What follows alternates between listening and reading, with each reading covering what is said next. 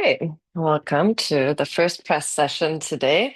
We'll start throughout this course to go from the foundations all the way up to more advanced press drills, but there will always be an option that has the wall and that will be a lot easier, or a harder version if you need it. And we will start warming up with our standing position and doing some spinal movement to get into our bodies this morning. So find a stand that is hip width apart. We start rolling the chin in, trying to separate each vertebra as we're rolling down, keeping the arms heavy on the way up. We'll try to arch. Use your breath to create space between the vertebrae.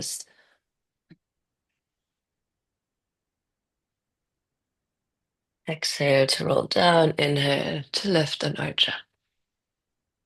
One more time this way. And then we reverse the direction. We lead with the heart, with the chest going down. As the arms get heavy, we try to roll and round as much as we can on the way up. Maybe this time take the arms overhead and reach with the arms forward. It's a little heavier than before. As you exhale, roll on the way up. One more time. Reach, get tall.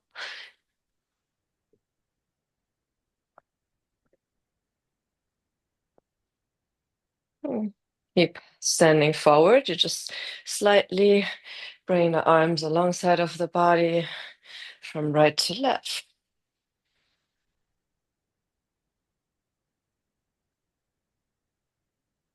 And then take the hands on the rib cage and try to create a circle in the rib cage without the hips. That's the hard part because usually we want to take everything. So just the ribs. And then other direction. Need our rib cage quite a bit in presses. So I'm going to just turn sideways so you see better. Bring the hands to the side of the ribs as you bring the rib cage forward and back, also without the hips. You feel how the front and back shortens and lengthens. So often in our press, we're kind of stuck when the ribs are forward, that we have an arch in our lumbar spine. It gets very heavy to press. So we want to invite the ribs and the breath to take it into the back of the body, and it will be much easier to round and compress. Keep that position with the ribs in, and then start making some circles for your hips, but keep the ribs pulling back. Both directions. It's almost like you're feeling the rib cage just kind of hugging into the midsection of the spine at all times. We will go a bit to the head and neck, so interlace the hands behind the head. Use the weight of the arms to drop the chin to the chest. As you open the arms to the side, you want to feel the length in the neck, not the ribs and the arch in the back. Exhale, release. Inhale, open, feel the shoulder blades pulling together. Gently push your head into your hands. Two more like that.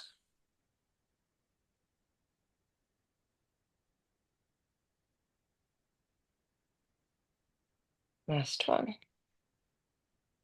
Yes, with the arms out wide. Few circles into your elbows and shoulders. Change direction.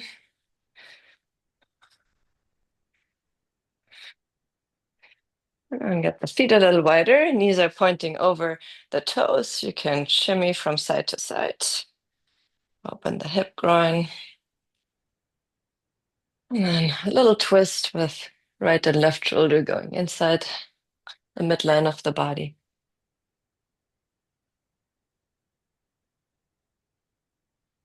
We bring it a little lower. The knees are in a squat, and we'll guide the knees together in the front and open them wide. Use as much support from the hands as you need to move between internal and external rotation in your legs. And you can sit back in your squat, interlace the hands, give a few rotations into your wrists, keep the forearms connected. Change direction. I'll move a bit more specifically into different parts of the body. For the first exercise, we'll target the neck, and you will just lay down on your belly. The arms are to the side, so you can, by gently pushing into your hands, rotate the collarbones up and the shoulder blades back. We'll start with the nose on the mat, and then we imagine to draw the nose forward and then push the head into the hands that are not there, but imagine they're behind your head. And ideally, in this movement going up and down, you will feel the broadening of the chest and the shoulder blades and the length in the back of the neck. And maybe you feel that lift coming from in between your shoulder blades. Do more like that. You might have seen that also in different videos, or maybe even in your own video. When we're trying to press, we often stick our head out a lot, and then we actually block the hips from going over. We do want to keep the length of the neck that you just felt right now, but not so much that you're changing the structure of your spine. Let's go for a pec stretch. Left arm out side, roll as much onto your side as you feel good this morning.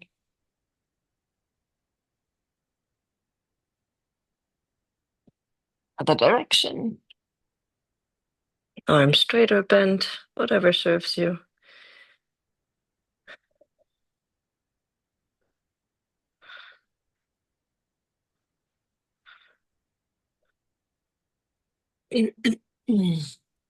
And lay back down on your belly. Arms are in a 90-degree angle. I want you to just hover your nose away from the floor, but still imagine that hand pressing, or the head pressing back into the hand. The shoulder blades pull down, and then we lift the thumbs up. Hold for 3, 2, 1, release. We'll have a V shape with the hands. The thumbs are still pointing up. Retract the shoulder blades down to create the lift. Keep the neck nice and long. Hold for 3, 2, 1. Release, and we'll find our handstand position with the thumbs facing up. Pull the shoulder blades down the back. Navel sucks in. We lift the arms up for 5, 4, 3, 2, and 1. Nice. Hands under your forehead so you can shimmy the body from right to left. We'll bring it all the way up. And if you have a wall, you want to go towards the wall. Do a little exercise as well for the shoulders. To find the rib engagement in correlation with the shoulders. So we want to have our hands shoulder width and the elbows as well, but the elbows are slightly higher than the shoulders. And we walk as much back as we can find the navel pulling in and kind of leaning slightly into the wall. And most I want you to feel is the stability of pushing the elbows down. We'll start using the wrap of the shoulder. The shoulders don't want to round, they still want to pull down. And you will find the back ribs and the navel pulling in. Just hold for a moment. Now, if we want to open our shoulders here a little more, we want to keep that alignment that we have in our back. And then we'll try to shift the hips back. What we don't want is sinking in and losing our handstand alignment. So as well on the way up as on the way down, I'm going to keep that external rotation in the shoulders and my ribs pulling in. On the way up, it feels like I'm dragging my face towards the wall, pulling the elbows down, and then going towards straight arms. because we have the tendency that the hands sometimes slide in or out, it might be also helpful to have a block. So we really keep our arms like train tracks in that rotation. That looks very good. Nice alignment. It's not an easy drill, especially if we keep the ribs and the deep core in the game. We'll do one that's similar, but a little easier and include the wrists in it. So we'll start in a tabletop. In our tabletop, we're trying to lift the fingertips, which is impossible for me. Maybe you have more flexible fingers. But as we shift back with the hips, we can lift the fingertips a lot higher. And as we go forward, we try to hover them for as long as possible. This can be done from a tabletop, or you can start kind of in like a puppy pose. Then it's easier to lift the fingertips, but then I want you to also shift more towards the fingertips when you come out. It depends if you want this more wrist intense or also having a little bit more shoulder mobility in it.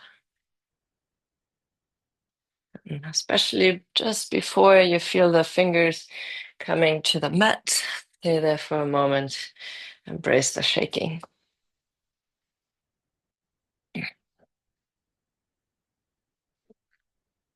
Okay, and we keep the hands underneath the shoulders, and we'll do a little activation, like really flicking into the hands and landing back down. You can do this with the feet down to take off some weight, or you can really be on your knees and have a little bit more weight and balance involved in this. Really flick through the knuckles and then through the fingers. Push yourself up and back. Arms stay locked. And then you can push yourself all the way up. And we'll go to our hips. We have different stages of straddle. That's also different to your body. We'll start with the legs together. Maybe I turn sideways. And as you lean forward, I want you to avoid rounding in the upper back. So for me, it always feels like I'm leading with my chest going forward. Then I open the feet just hip width apart. Because now we have also space for the hands, you can place them down, but still think of pulling your hands towards your body to have a little more compression. And we open it just a little wider. Maybe you can walk your hands a little more forward. And then we go even wider, like your widest straddle. Maybe that means like you can also lay further down. And then you can totally stay here, or if it's in your practice, roll a few times over your middle split into your pancake.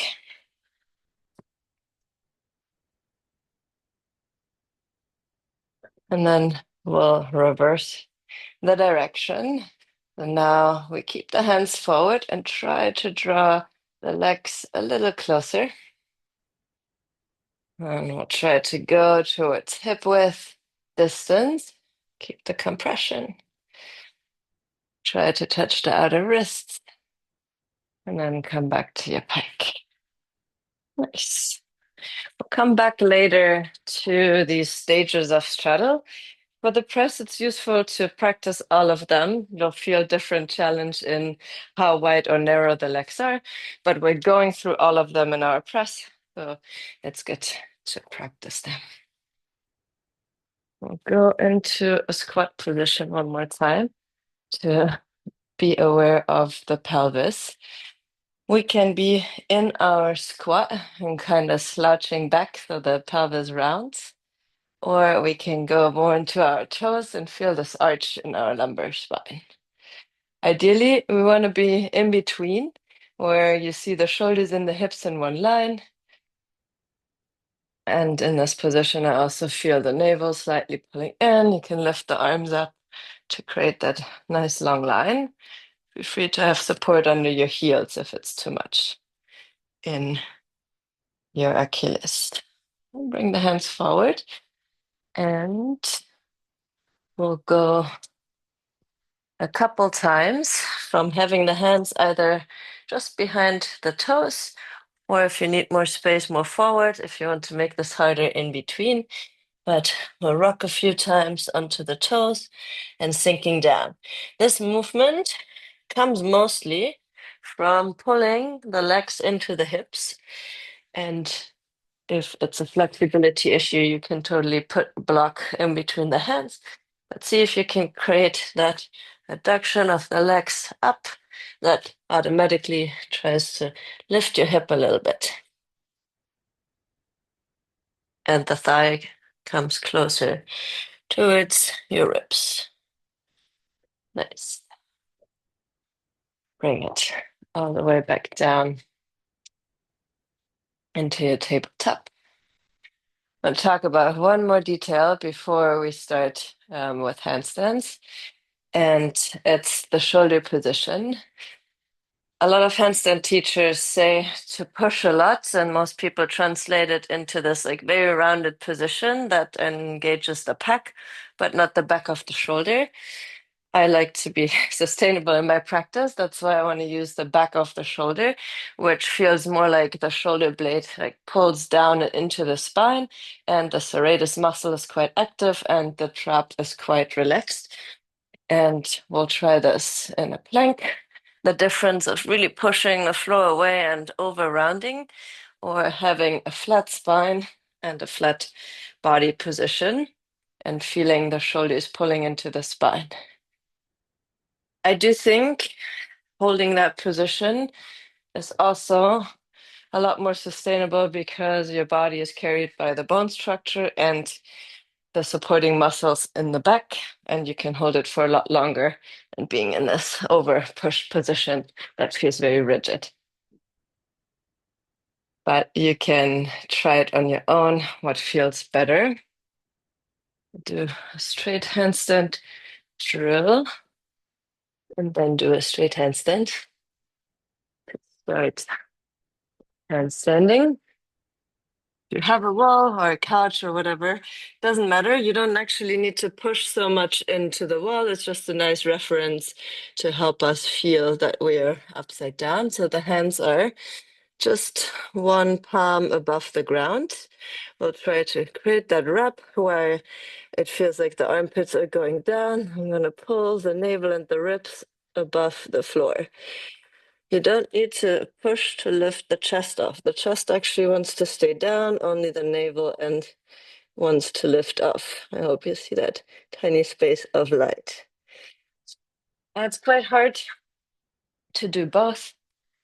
Keep the arm and shoulder open and pulling the ribs back.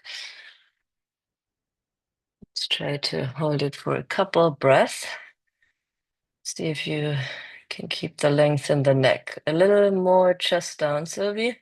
Relax the chest a bit more. Yeah, good.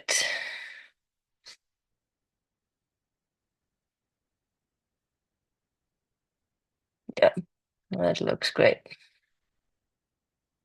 Nice. It's very tempting when we pull the ribs back to kind of bring the shoulders with us. So a nice cue to feel for yourself in handstands or in most of the drills is if you feel the back of the shoulder rather than the front and the pack. And then I know I'm still in my straight position, even though I'm pulling the ribs back. So let's try to get in our first handstand this morning, or maybe you've done some already, but just find a straight handstand with, without the wall, whatever you need. And then I'll give you more input after that.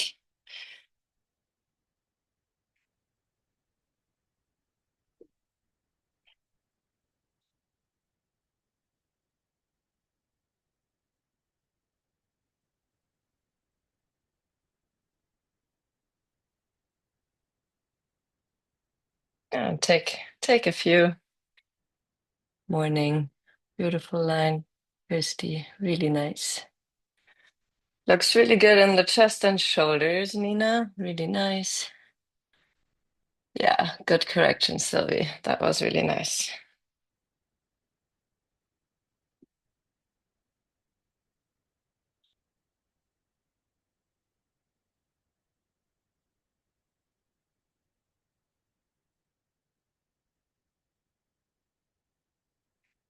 Maybe try to lengthen your lower back just a tiny bit more when you kick up, Zoe, so that you don't have the leg hanging back.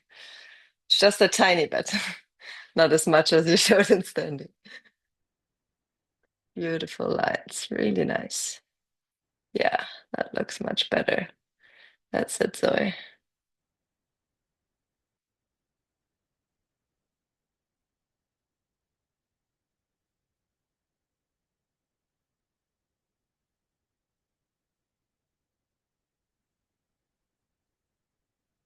Okay. It looks like you're all finding also the back of the shoulders quite nice. So I'm really happy to see that. And I think built on that, I just want to start with going towards straddle things. I want to isolate the lower body for a drill, because all of you have really good awareness to keep the shoulders in a good place. So I believe in the next exercise, you're also able to do that. If you put a block, a pillow, or something higher under your sacrum, and we find our handstand alignment, if the heels are back, it's really hard to hold in our core and our lower back is arched. So we want to find just that slight activation between ribs and hips. And then if we go for our straddle up and down, we do not want to lose that connection. As soon as we drop, we would fall out to the back, and it's much harder to hold for our whole body. So just do a few in your straddle width, right? We have different straddle capabilities. So 5 is enough, but you always want to keep that connection to your belly. For most of you, you can draw the circle a bit bigger, and when you come to straight, the heels still want to be in line with the back. Right now, they're a little too much piked, and that's not an easy drill. But as you go towards straight, see if you can feel the back of the legs and the glutes to find your straight line. Yeah, nice.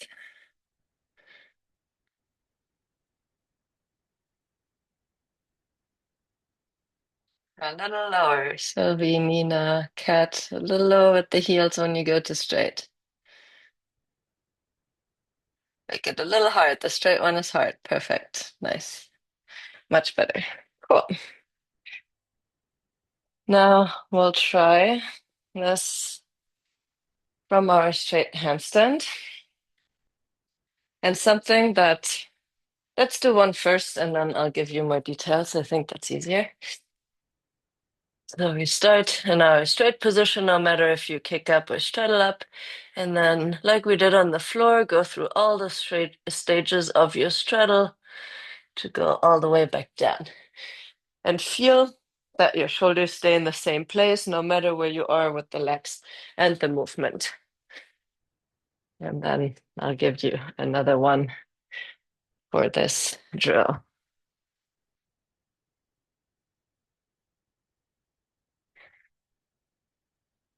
Let's start in that really nice position that you all had in your straight handstand just a minute ago. And fight to keep that position in your shoulders.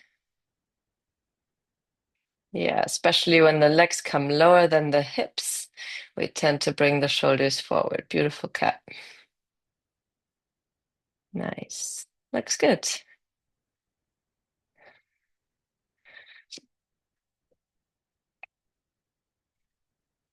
One more if you like.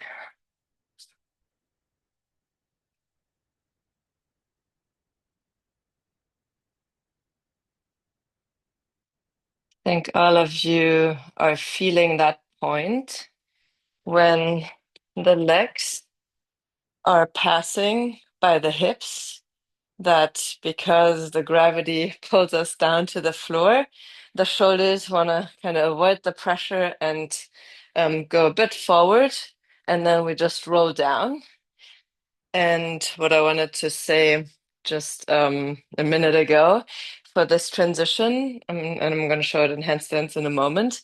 When we're going through our straddle to the side, the closer you are to the hip, the more you want to pull the legs into the hips and hug them in as close as possible. So if we just keep the straddle, it will pull us down and it feels very heavy because it's hard to block with the core. The more we'll pull the legs into the hips and thinking of hugging everything into our belly button, the easier it will be to keep the compression for your shoulders. So it looks like this. Let's say we started in our straight position. We go over to the side. We don't have to pull the legs here so much because gravity is helping us.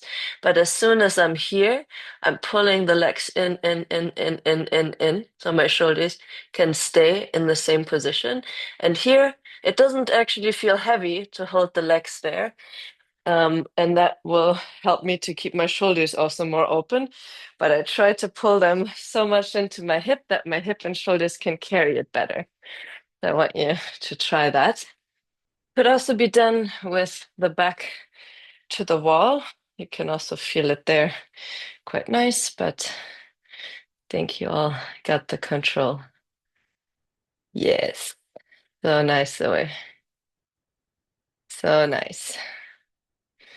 It will also help to keep your ribs back. All things that we want. Pull the legs into the hips. Really nice. So good. And it's really cool to see that all the shoulders stayed in place. Really nice. I know it's more exhausting and not because you use more efficiency of the body, but I want you to try one more and to just get that in your system because this you can train in all shapes, even though it feels different in all shapes. It could be done in an L shape, it could be done in your tuck. You want to really pull it into the hip.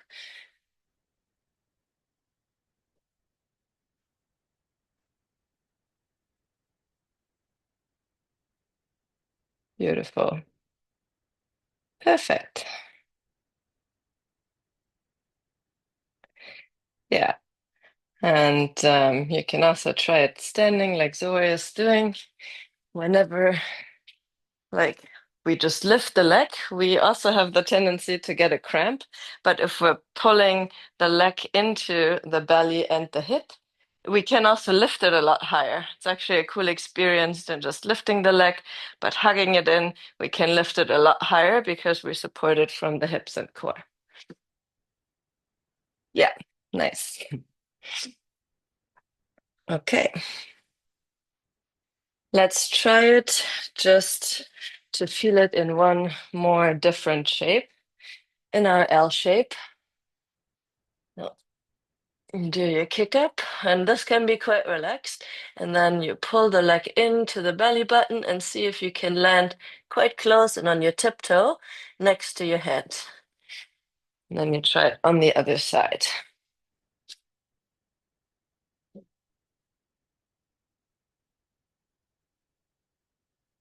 Yeah, get the leg into the belly button. Perfect. Nice. And it is good to not go so much forward with the shoulders. Your wrists will be much happier. Yes, nice. Start in a good position first before you start moving the leg. You want to be in balance first.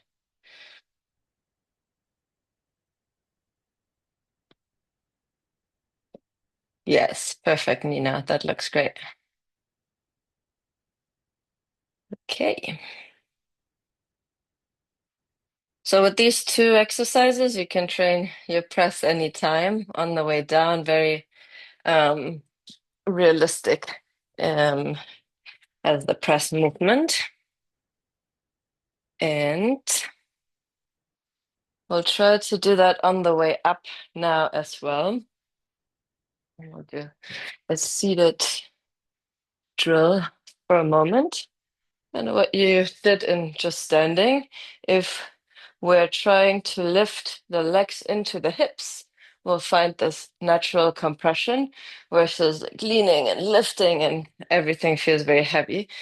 So lean a little bit forward, try to pull the legs in and then lift. If you have a slidey floor, it should feel like your heels are pulling back and then you lift. Doesn't have to be a big lift. I want you to feel the connection between the legs and the deep core. 2 or 3 is enough.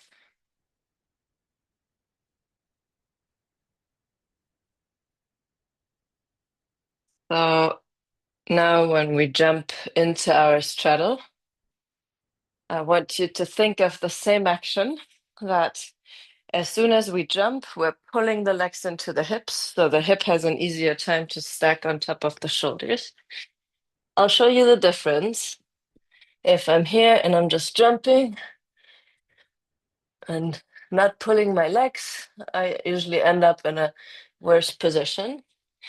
If I jump and as soon as I lift, I pull my legs in, no matter if my legs are lower or higher, I can always finish in my straddle handstand position with the core being involved from the beginning. It will help your rolling action as well.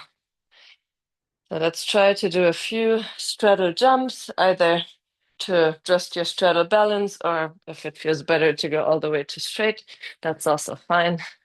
As soon as you jump, pull the legs in. And see how you can use that leg pull to get your hips in the right place. Yes, nice, Sylvie. Really good. It might feel a little unusual in the beginning. Beautiful, Kirsty. Looks really good. Nice.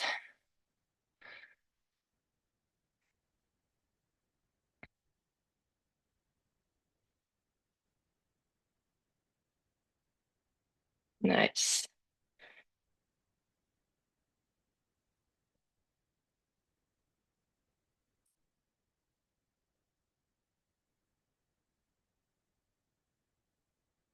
Yeah, get the heels a little higher in your jump.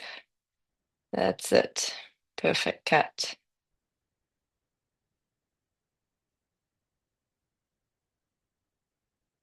Nice. I also like that you all finish perfect, Nina. That was a really good jump. Good. Cool. Now, after working so much on the legs, we'll take the legs out of the equation. So if you need something soft for your knees, get that for yourself. We'll do a little frog stretch with the heels in one line with the knees and finding a frog position, ideally not hanging through, but having our handstand alignment, with the elbows slightly more forward. So we have the same position that we did earlier on the wall, that we help with the integration of the shoulders and the ribs, the body to understand the right position already. If it feels okay, you can rock a bit forward and back. Maybe the knees slide out a little more. If you want even more, you can lift one heel at a time to get a little rotation in the hip, but without changing the structure of the body.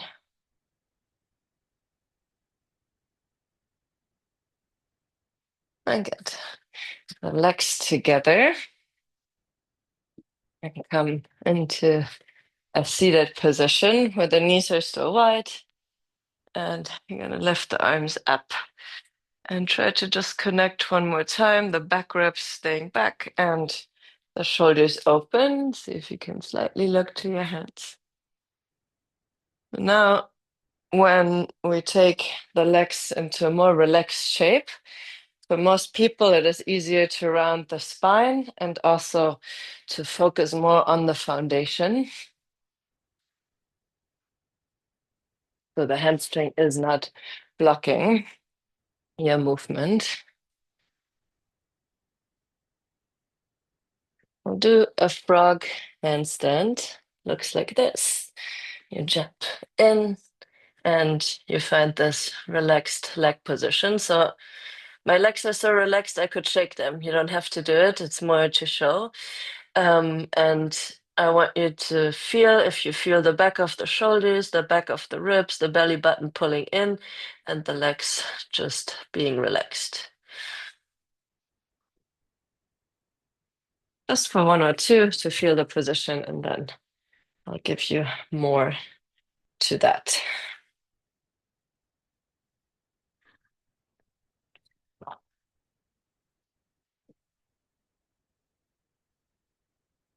Yeah, keep the shoulders under, really nice. That looks great.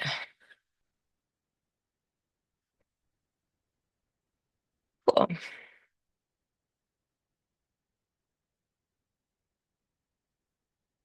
Perfect. I think that's all I wanted to see. We'll go in a transition from here as let's take a block or something overhead so we feel a bit more in a handstand. We start in a bent leg position. And if we straighten the legs, nothing changes in our foundation. For me, it's helpful to kind of drag the heels on the floor.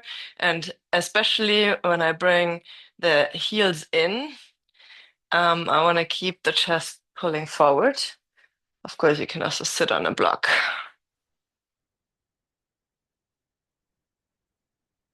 The bending the legs position is actually harder on the floor. In handstands is the other way around. And we'll try to go from our frog to our straddle a few times without changing the foundation. Whichever one is easier for you. As I'm straightening the legs, nothing changes. And then I want you to try in your frog position to roll back down to the floor with keeping the legs quite heavy and relaxed. So from the frog, they never straighten out completely. They will reach down to the floor, but they always stay slightly bent. So we take the hamstring out of it. You can also do it in two different sets if both at once is too much. For the ones who want to make this harder, you can go from your frog to your toe tap, back up to your straddle, and repeat that again. Nice. That looks super solid in the foundation.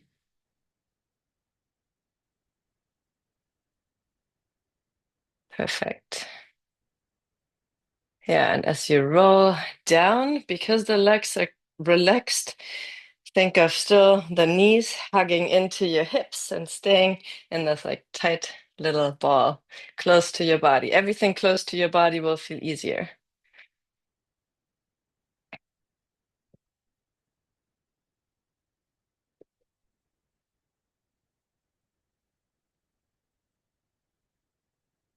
Hmm.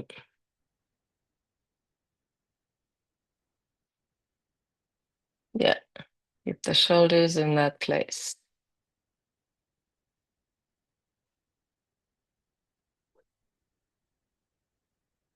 Okay.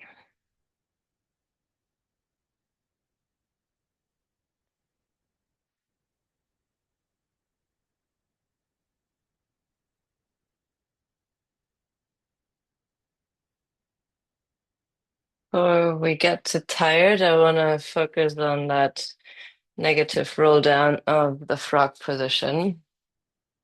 So you start in your frog position. And even here, I'm not trying to carry my legs, I'm trying to get my legs into my hips. And then as I'm rolling down, I'm trying to land with my feet next to my hands to initially be able to come all the way down into a squat position. And trying to land with the feet closer to the hands will make you round more. So if you're just landing with the feet back here, the feet usually come down very heavy. So even if you don't finally end up there, imagine that line on your hands or behind the heel of the hands. And what I was saying earlier, you want to get the knees as close as possible to help that decompression. If the knees are out here, it will pull you out there. So stay in your frog if you can get that same suction of the legs into the hips, then try to bring your knees onto your ribs and make yourself as small as possible on the roll down. Can be done with the back to the wall as well to just have a little more support, but try not to touch with your head or shoulders the wall when you use the back of the wall. Yes, so nice, Kirsty, really nice. Yay, so much better. Nice away. That's it, Sylvie. Yay, nice. Keep the shoulders a little longer open, Nina, if you can. I know it's hard.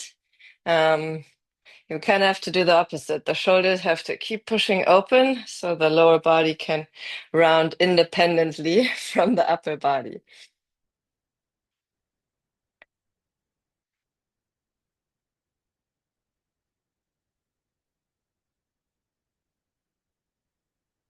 Nice cat.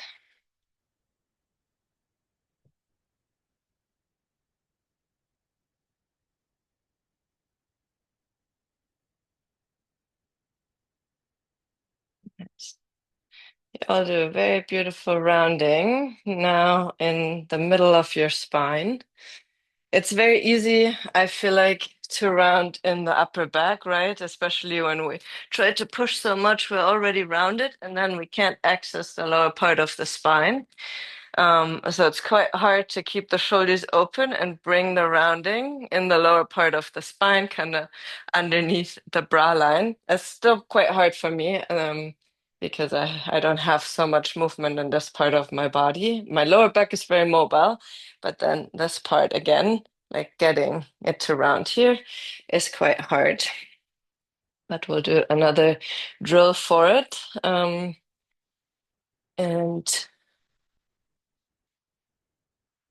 we'll just start in our frog position. As we bring the hands down, think of pulling the navel in, and try to lift through the back ribs as you roll forward.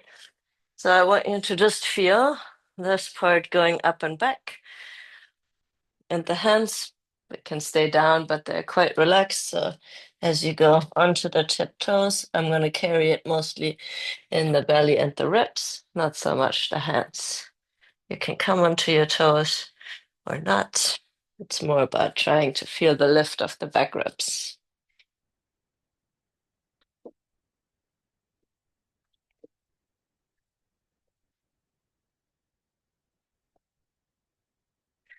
So the press is a lot about rolling and letting ourselves fall into the back, which is quite scary. And if you have a bad couch or chair, you want to use that for the next drill.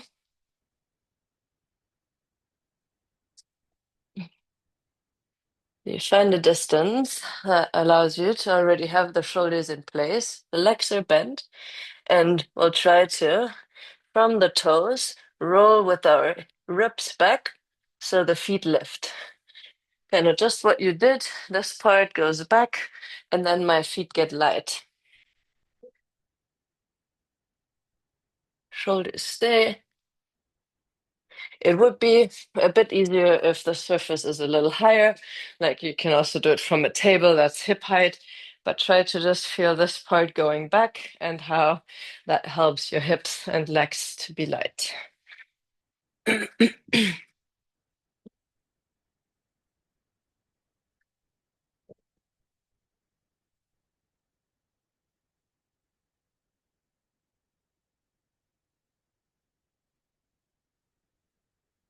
The hardest part is keeping the head relaxed.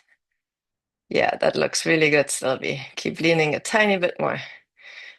The rounding looks really nice. Yes, cat. So nice. Keep going there. Perfect. Yes, that's it. Nice. Even if you feel a little bit of hovering and lifting off, that's really good. Yeah, Nina. Keep leaning the sacrum back. Yeah. The hard part is not to push too much in the shoulders. They want to block.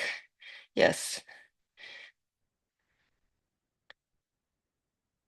Go, Christy. Go, Christy. Yeah. Let the shoulders not go forward so much. Like let the hips go really up and then the ribs back. Yeah, good.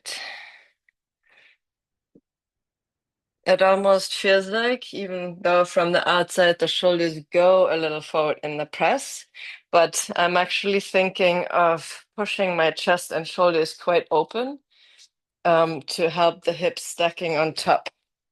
So I'm thinking back bend in my chest, but with the leaning of the hips, the shoulders go forward a bit, but not too much.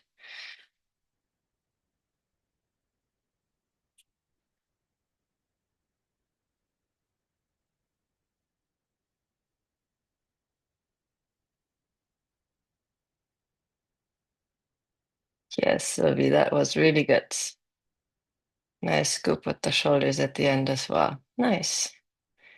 Yeah, that's better.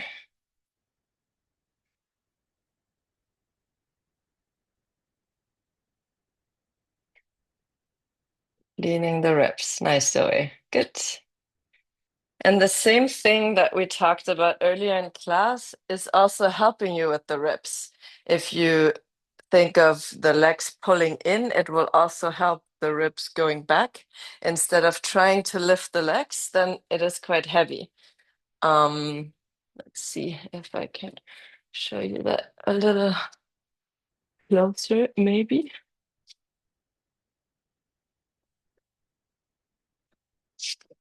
So if I'm here and I'm trying to just lift the legs, I'm stuck, but I'm more like dragging my legs in and in. My knees are pulling in to help my hips. Versus here, I don't know how to lift. So if you have a slightly um, higher surface, that would be even better because then you can drag the feet into the body.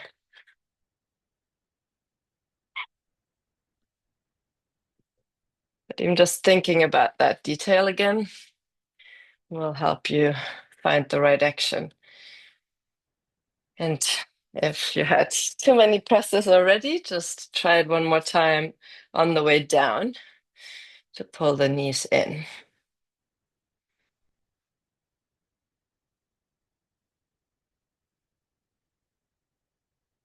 Yeah, drag the feet in. Nice, nice, nice. Keep going, keep going. Yes, you got it. Well, it's good. It's good. Lift the heels. Lift the heels as soon as you feel that lift of the legs. Yeah, nice, Sylvie. Good roll.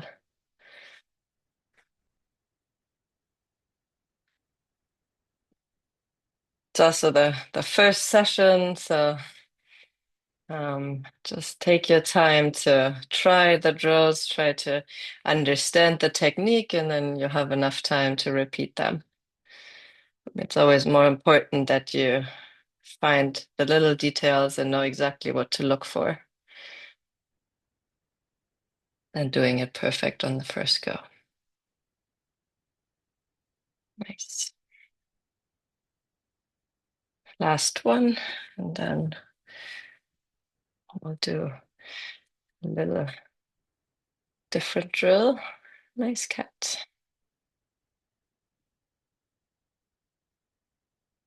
Yes, good.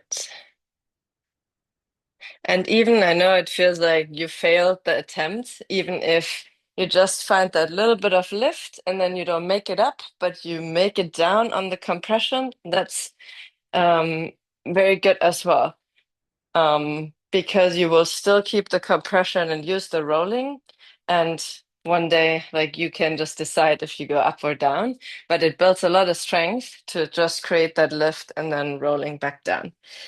I want to do a little. stretch for the shoulders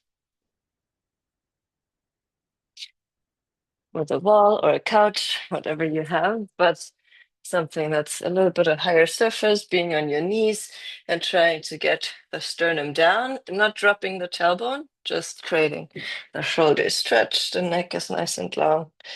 I find this a lot harder in a kneeling position. See if you can still move your head and neck to create space in your thoracic spine.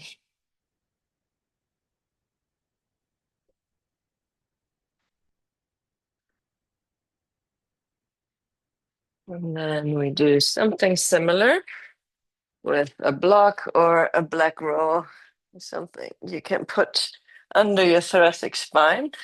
And when you lift your arms up overhead, I like to put them in the wall, but you don't have to. I want you to feel the difference of having the tailbone out or kind of scooping it in and under. So with the arch in the lower back, it's very heavy to access my core. So I want to just scoop the tailbone enough that I feel the connection to my core, even though my shoulders feel open.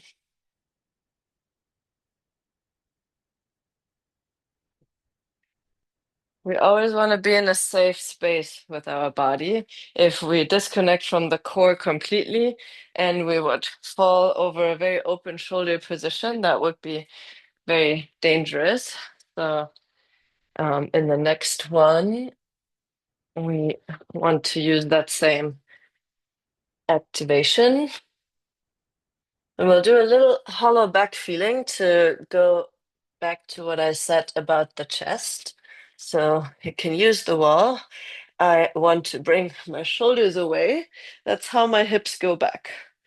What we don't want is kind of just hanging with the butt in the wall. It's very heavy in the shoulders and not sustainable. So the feet are quite high. I just want you to feel the shoulders here being slightly planched to open and to even more opening. Every hollow back comes from driving the chest, not from dropping the butt. You imagine to do this position free in the room and you don't have the connection to your core, it's very dangerous for your shoulders. So try to use that as a little stretch.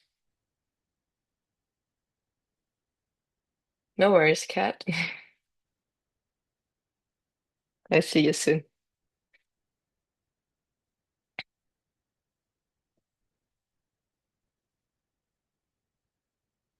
Yeah, good. It doesn't have to be much, just a few chest rocks to get the opening again from all the pressing up and down. Cool.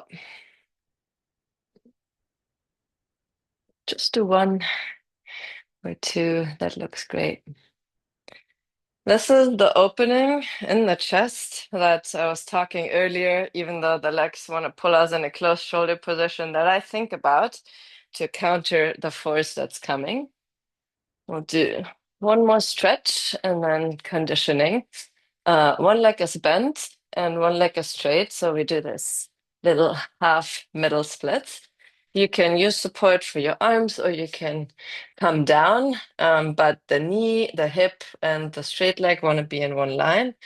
And we still want to keep our handstand alignment, not dropping the belly button down, but pulling it slightly into the spine. Maybe rocking a few times forward and back.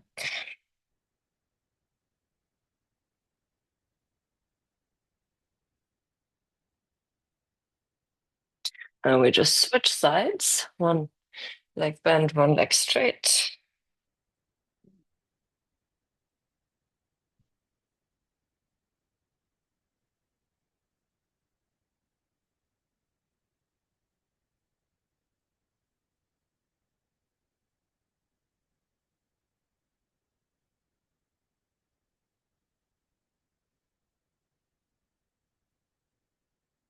And you can come out.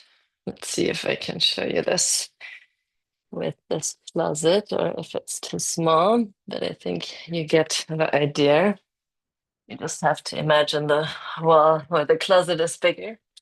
I want you to like start in your frog position, and then when you straighten out the legs, they go a little lower, and you can slide along the wall. This doesn't have to be free, and then you bring it back. So shoulders and foundation stays the same as you guide the legs down. You work on that compression, still pulling the legs in, and then bring it back. So now we do want to go lower than the hips, only as far as you can. Keep the foundation of your handstand. 2 to 3 repetitions of bringing the legs in the straight leg compression. If you don't have a wall, you have to do it without the wall.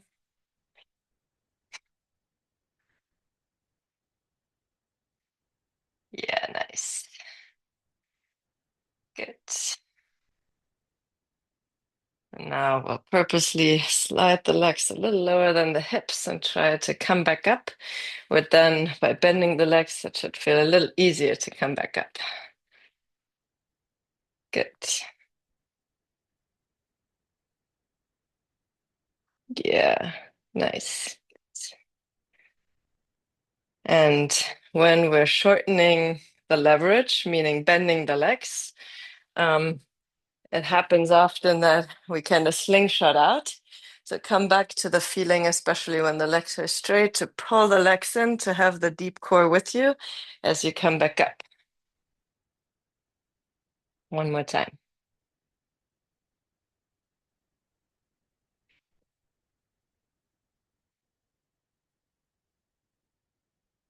Yes,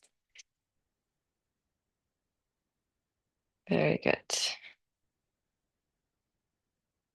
Super good. Nice.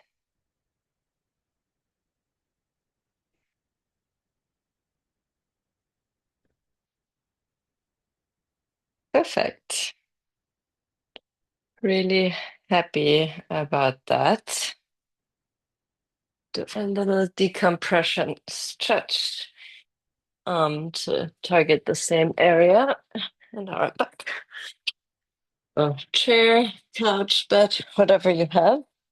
When the legs are in this position overhead, try to just let the ribs fall back and bring it back up. So just underneath or above the belly button, let the ribs fall a bit into the back and bring it back up. It's enough to kind of breathe into the back ribs, and your body will do it for you.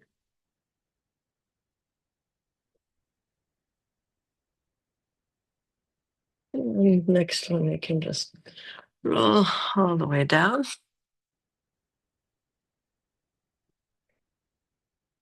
And find a wall, bring the thumb facing up in one line with the shoulder, rotate the shoulder down the back, and open the whole arm line.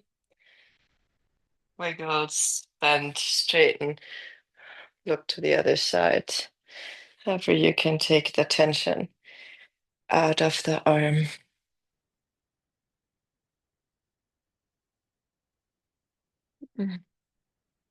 Roll facing the wall, interlace the hands behind the head.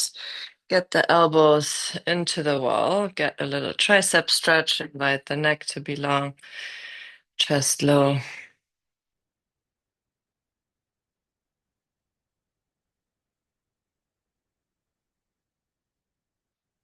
And scoop it up. Other palm, thumb facing up. Find your nerve flossing stretch on the side.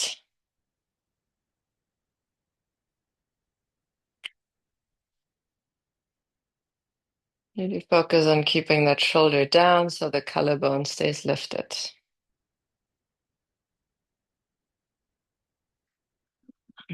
Bring it back out. Get the back of the hands next to your knees.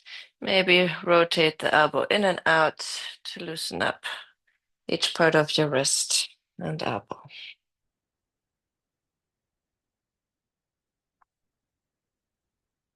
And for sure, take some extra time to stretch out. This hour is always over so quickly. Thank you all for joining today, and let me know if there's any more questions.